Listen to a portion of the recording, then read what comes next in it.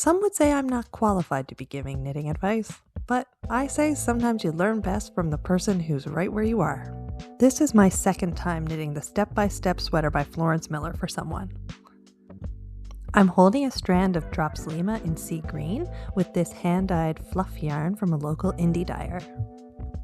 The drape from the fabric this is creating is absolutely divine. This first tip for needle ribbing is one I just recently picked up. Normally when we're purling and ribbing, it's just a normal purl stitch through the front loop, wrap, pull through. But a tip I recently picked up was to actually purl through the back loop. So here I am trying to pick up both strands of the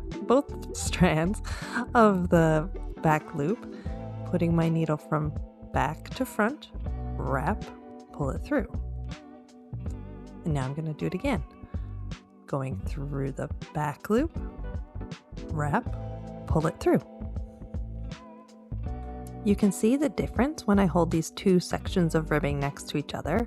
On the top, I did the normal purl through the front approach, and you can see the knit stitch columns are a bit wonky, and down below I purled through the back loop and they're much straighter, much neater. If your yarns get really twisted when holding two strands together, I got you.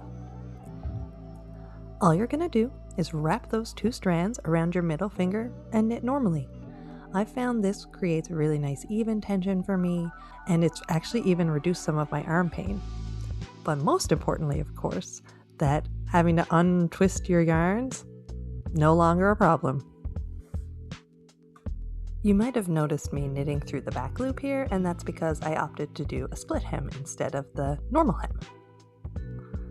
And one final trick for getting an SSK to blend in better.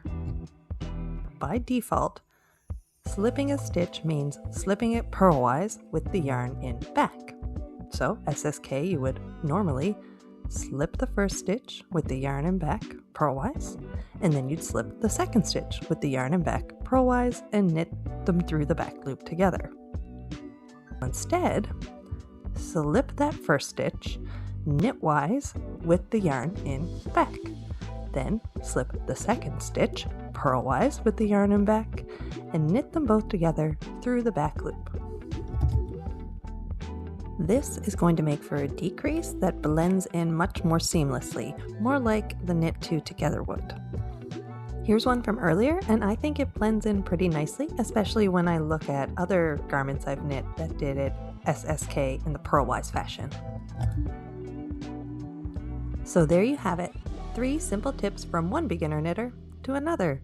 Give them a try, see if it helps you tidy up your project, and if not, no harm, no foul. We're all just here knitting and learning. Happy knitting!